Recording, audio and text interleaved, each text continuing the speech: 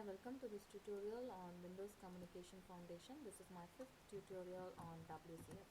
So in our previous tutorial, we saw about how to define the contract, the first step in development life cycle, that is defining a contract. Okay, so we saw about two contracts, which is a service contract and data contract. Okay, so once we have defined the contract, the second step is implementing the service.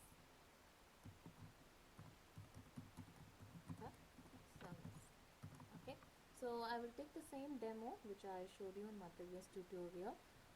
That is, so I will just open my file, open project. We will go to demo serialized hosting. Okay, so this is the very same project that we saw in our previous tutorial. So I will run the project to check if there are any errors. Okay, right. So I will go to the iService contract. Okay, and I will remove the is required and edit default value. Okay, so because both contradicts and we may have some failures when we try to invoke it. Okay, so I'll save it all.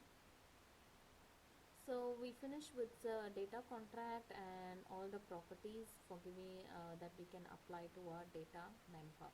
Okay, so once we have completed defining a contract, okay, we have to implement the contract because we have the two method definition given here, but the implementation part we have to give it in a class file. Okay, so here is my class file and here I have implemented the contract. So how I have implemented my class file implements the iService contract. So this is my iService contract class file.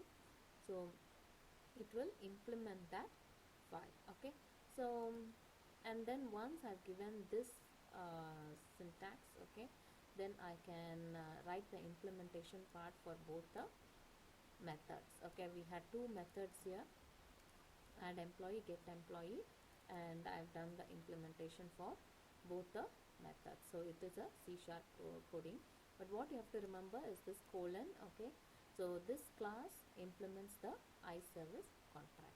Okay, so once I've implemented, and then I can run my project. Okay, and one more thing you have to remember, this is about service contract and service implementation, but a service is not complete, okay, without a host. Okay, so you need a host. The third part is hosting the service. Okay, so you need a host to bring the service to life. Okay, so a host is used to bring the service to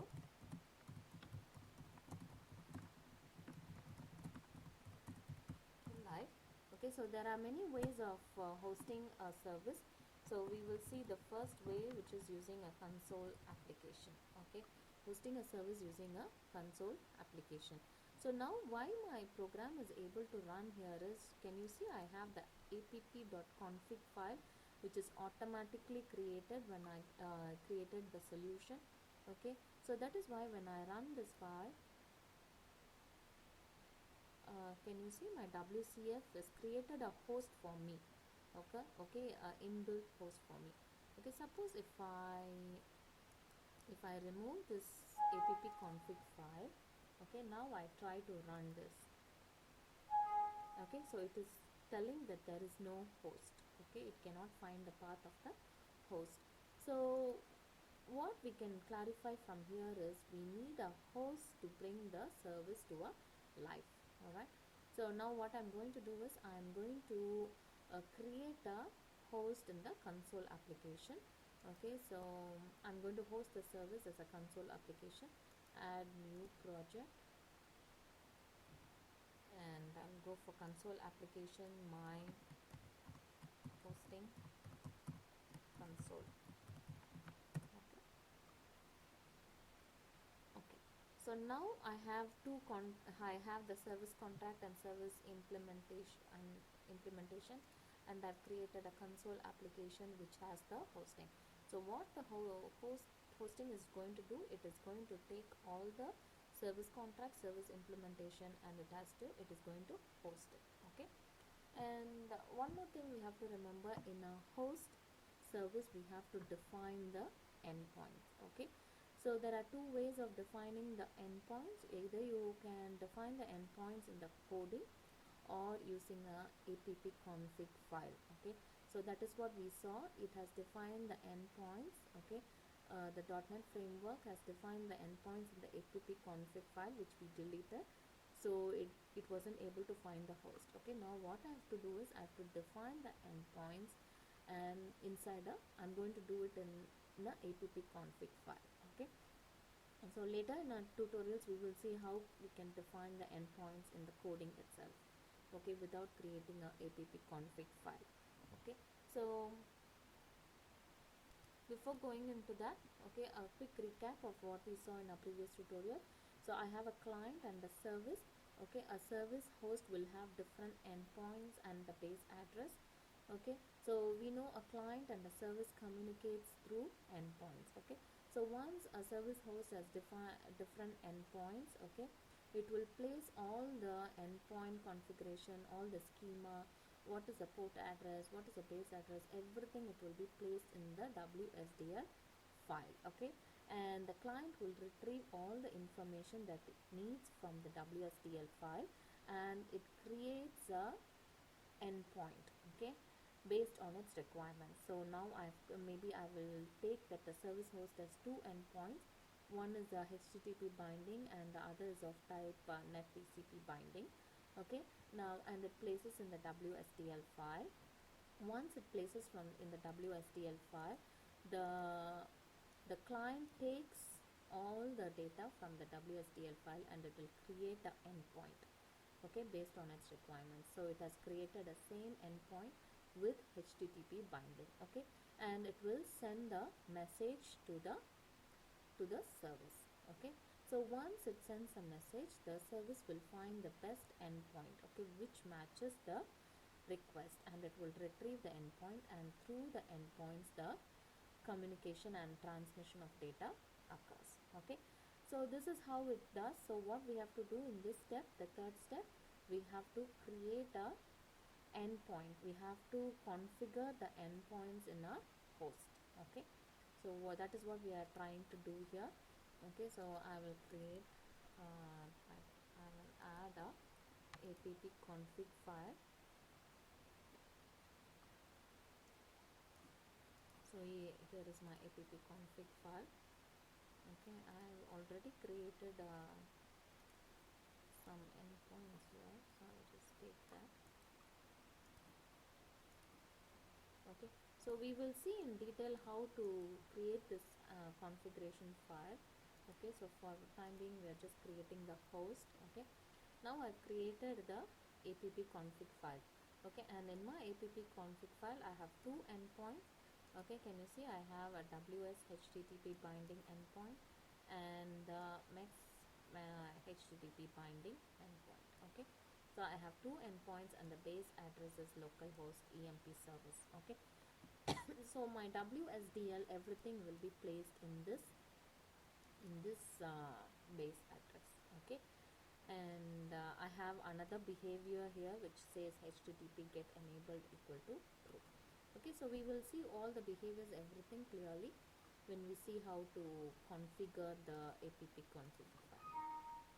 Okay, so once I have done this, and then I will create a reference to my employee service.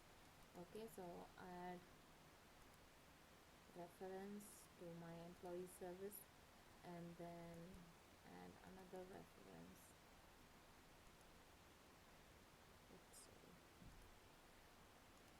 for the namespace system dot.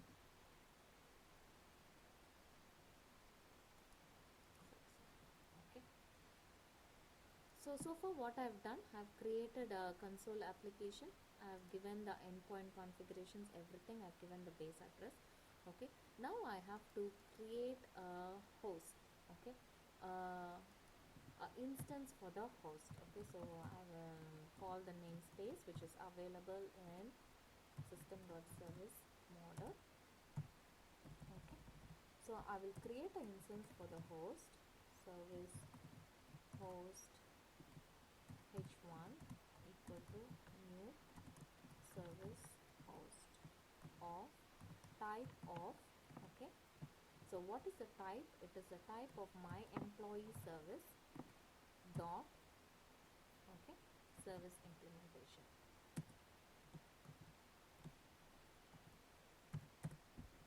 Okay, and now once I've given the type of service it has to take, okay, now I have to open, or I have to start the host using the open command. Okay, and then I give console.println just to make sure the host is running. Okay, host is, oh sorry, service is up and running. Console dot read line. Okay, and h1, so now I'm going to stop my host using the stop the service, okay, using the close method. Okay, so what I've done here, I've created a instance for the service host. So a quick recap, what we did, we created a console application, we gave the configurations, binding configuration, endpoint configuration, everything in the app config file.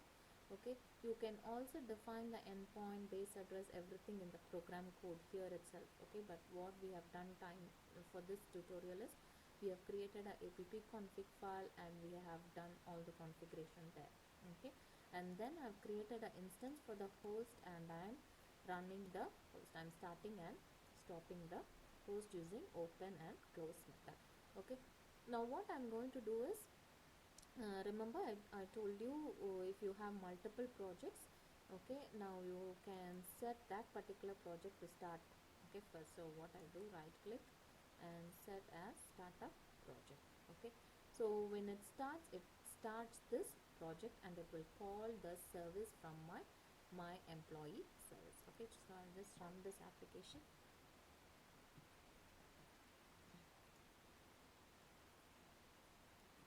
Okay, so my service is up and it is running. Okay, so what I'm very keen is my base address. Where is my WSDL placed? Okay, my service is up.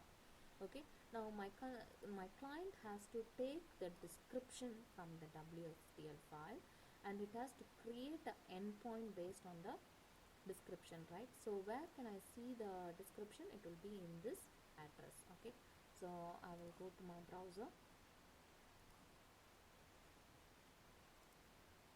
So I will give this http colon local host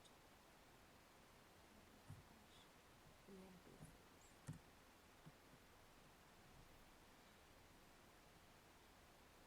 Okay, so can you see I've got the thing and here is my service util.exe, and when I click on this and now I get all the description.